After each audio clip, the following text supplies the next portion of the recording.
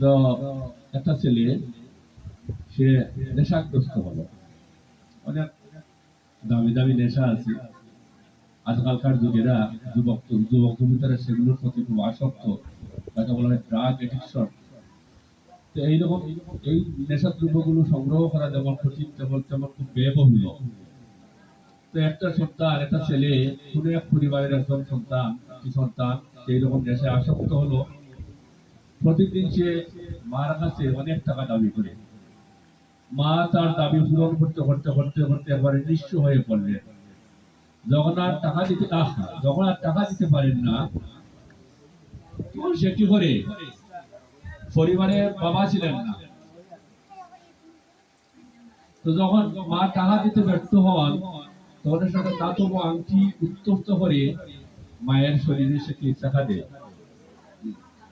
তোমার মা দেখলেন যে বিরাট সংকট তৈরি হয়েছে, হ্যাঁ, আমার টাকা দেওয়ার সামর্থ্য নেই, আমি টাকা দিতে পারি না, এখন তো যে অবস্থা আমাকে মেরেই ফেলবে, দাতব আংটি গরম করে উত্তপ্ত করে আমার শরীরে লাগায়, কতদিন সহ্য করা যায়। এরপরে কিছুদিন এইরকম চলার পরে তিনি মনে মনে সিদ্ধান্ত নিলেন এইরকম অপদার্থ টাকার চেয়ে মরে যাওয়া ভালো। তখন তিনি এখন পেশাগত কিলার ঠিক করলেন, একে মেরে ফেলো, কত টাকা লাগে, আমার যা কিছু অবশিষ্ট আছে আমি বিক্রি করে তোমাকে দেব, এর হাত থেকে আমি নিষ্কৃতি পেতে চাই। মানুষ অনেক আশা আকাঙ্ক্ষা নিয়ে সন্তানের জন্ম দেয়, সেই সন্তান যখন আশায় ছাই ঢেলে দেয়, তখন মা বাবা তার মৃত্যু কামনা করে। এই পরিবারে বাবা ছিলেন না, মা বলছে যে এর হাত থেকে আমি অব্যাহতি পেতে চাই, কিন্তু পেশাগত কিলারের হাতে গিয়ে বলছি যে কত টাকা লাগে আমি তোমাকে দেবো, একে তোমাকে মেরে ফেলতে হবে। তো কিলার তাকে নিয়ে বদ্ধভূমিতে গেল।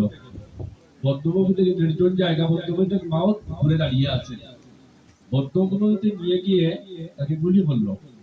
মা বলছে আরেকটা গুলি করো, আমি নিশ্চিত হতে চাই যে মৃত্যুবরণ করেছে, আরেকটা গুলি করো।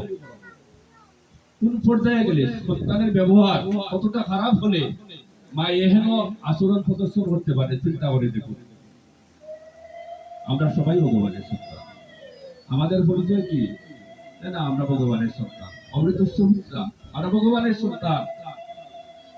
সুসন্তান যে সে কি করবে, বাবার কথা মেনে চলবে, সত্য না মিথ্যা? সুসন্তান যে সে কখনো বাবার অবাধ্য হবে না, মায়ের অবাধ্য হবে না, এমন কোনো কাজ করবে না যার দ্বারা মায়ের মনে কষ্ট হয়, বাবা কষ্ট পান, মা কষ্ট পান, এরকম কোনো কাজ করবে না।